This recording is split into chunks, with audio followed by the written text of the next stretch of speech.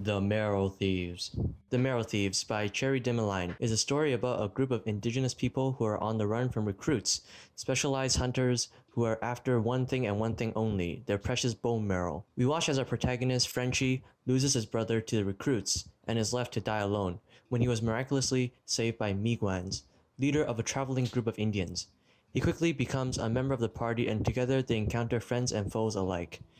Slowly, Frenchie and his companions will learn of the secrets to their bones and the key to defeating the Marrow Thieves. Before diving in any further, I would like to quickly introduce all these characters. The handsome fellow here is Francis, or Frenchie. He is a 16-year-old and the protagonist of the story. Next to him is Rose, an energetic girl that gets along really nicely with Frenchie. Miigwans is the wise leader of the group, and the oldest member is Minerva, an elder that has extensive knowledge of indigenous culture and language. Here is Riri, a 7-year-old girl, and Slopper, a 9-year-old boy. Then we have Chi-Boy and Wob, the young adults of the group. Finally, we have the two twins, Tree and Zegon. Point of view. The point of view of this story mainly revolves around the first person's perspective of Frenchie. Sometimes the perspective would deviate from him when focusing on the backstories of other characters, such as Wob or Meeg. Setting. We know that the story takes place somewhere in Western Canada, in a dystopian future where global warming has led to massive floods, disastrous earthquakes, perpetual rain, and a series of other natural disasters. Many areas have now been abandoned and radioactivity left behind has caused wildlife to mutate and take over under a new, mostly human-free ecosystem. Humans living in this new world have lost the ability to dream. Indigenous peoples possess a special ability to dream from their bone marrow, and because of that are hunted down by dream-hungry recruits. Conflicts. Most conflicts in this story revolve around the issues with the recruits. There are many conflicts between the recruits and Frenchie, and basically the entire indigenous population. Because of the valuable material that makes up their bones, many indigenous people are forced to go into hiding and be constantly on the run from the recruits. As a result, many close relatives to the characters in this story are unfairly killed off. These racist intentions make the recruits appear to be the antagonists of the story, making it a person/people versus society conflict. There are also person versus person conflicts involving some of the fake Indians. These people appear to be Indians Frenchie would sympathize with, but deep down they are on the recruit side and are only baiting them into a false sense of security. The quote, "Not every Indian is an Indian," refers to these type of people. The natural setting of this story might be considered an environmental conflict. However, I'd argue that it's actually the opposite case. The environment is actually helping our protagonist. Because of the amount of ruined land that has been abandoned, it benefits the indigenous people who need to hide from the rest of society. The heavy foliage can also be useful when escaping recruits. Character development. This story happens within a large time span, so naturally a lot of characters got to experience character development. Starting out with the main character Frenchie. He started out as a weak, fragile boy that lost his entire family to the recruits and was on the verge of death several times until he was saved by the man named Miigwans. Over years of being on the run from recruits, Frenchie has faced many more losses and hardened over time into a strong, considerate, and mature leader of his group. Similarly, Meeg's character develops in a way contrasting to Frenchie. He starts off as the leader of his group and acts as a parental figure to Frenchie. Throughout their journey, Meeg shows him the skills of a leader and passes down his knowledge to Frenchie. Towards the end, you can see that he was not the same demanding leader as he was in the beginning, and he was perfectly fine with sitting back and letting Frenchie be decisive for the group. Moving on to Rose, who has also developed a lot throughout the story. She was the latest addition to the group, but her inclusion wasn't instant. She started off being cautious and keeping distance from everyone else. But eventually, she learned to trust the members of her party and even developed special relationships with people like Minerva and Frenchie. Themes. While reading through The Marrow Thieves, you'll find that there are a lot of themes that this story has to offer. There are a variety of theme topics ranging from family and religion to survival and dreams. One major theme is about trust. Trust is fragile and not everyone is as they seem. Trust is slowly gained over time. In the story, we see that many problems come from mistakenly trusting some person or people. Thinking someone is an innocent wanderer or a friendly Indian can lead to them ratting you out to the recruits at night or even attempting to murder you. What they appear to be on the outside may not be what they truly are within. It should take time to completely accept and trust others.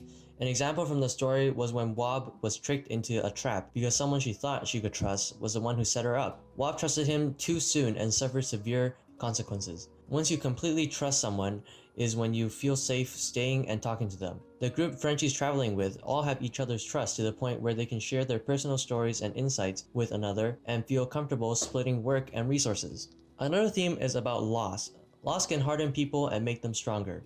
The main purpose of the government's recruits is to hunt down indigenous people for their bone marrow. Naturally, most characters in this book would have experienced some form of loss due to that. In fact, everyone in Frenchie's new family have either been abandoned or forced to leave their family by the recruits. Through varying ages and degrees of trauma, they don't crumble under the loss. Instead, they bounce back as a changed person, living on despite their experiences. They let the experiences harden them and learn new skills to survive. You can see that especially through Frenchie's character, who has seen his entire family as well as members from his new family taken away by the recruits. He doesn't let this stop him, however. He lives on, becoming stronger and more agile, all to avoid the same fate of his loved ones. At the beginning of the story, Frenchie wouldn't even lay a finger on a moose, but after losing a member of his party, he has hardened into a fearless leader that wouldn't hesitate to kill people that get in his way. Believability. Now looking at the entire story as a whole, was it believable? Of course there are some science fiction elements to the story, like the physical power of dreams, bone marrow, and religion.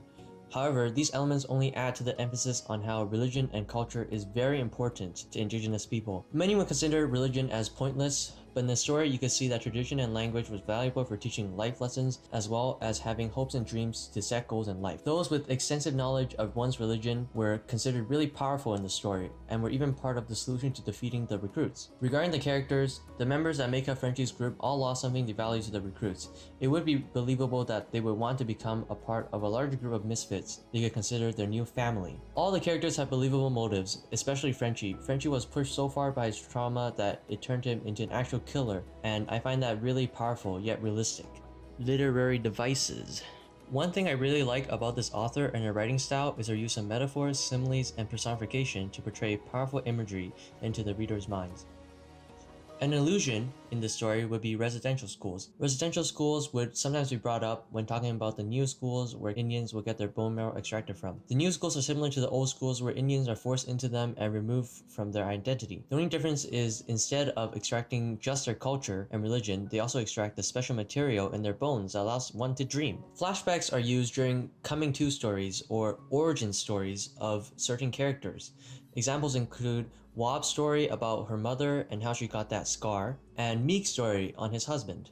Importance. The importance of this novel is to educate you on the lives of indigenous people and how they were treated in the past by telling a story with similar issues set in an imaginary future. You can draw parallels with the recruiter situation and the residential school situation back in the 20th century. In both cases, non-indigenous people take advantage of the indigenous and force them into schools that strip them of their traditions. Back then, they had to hide their children to protect them from the schools. In this story, everyone is hiding. The government would forcibly strip away their land and force them onto reserves. Now, in the future, instead of taking their land, indigenous people are basically forced into the leftovers of land that no one inhabits anymore. The story also teaches how much their religion means to them. You can see that they have a strong tie to keeping up traditional customs, like braids and sweat lodges, as well as stories with morals similar to fables.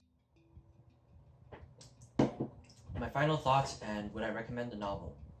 I recommend this novel to anyone who's looking for a straightforward yet engaging story about survival. It is quite an easy read, with only around 200 pages that even someone like me could get through easily enough.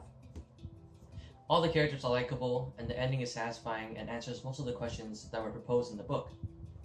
The pacing could be a bit better, as sometimes it was confusing how much time has passed between each story point. The writing itself was deep and detailed. It paints a clear image in your mind, and overall I would just rate this book a 7 out of 10 because it is very cool.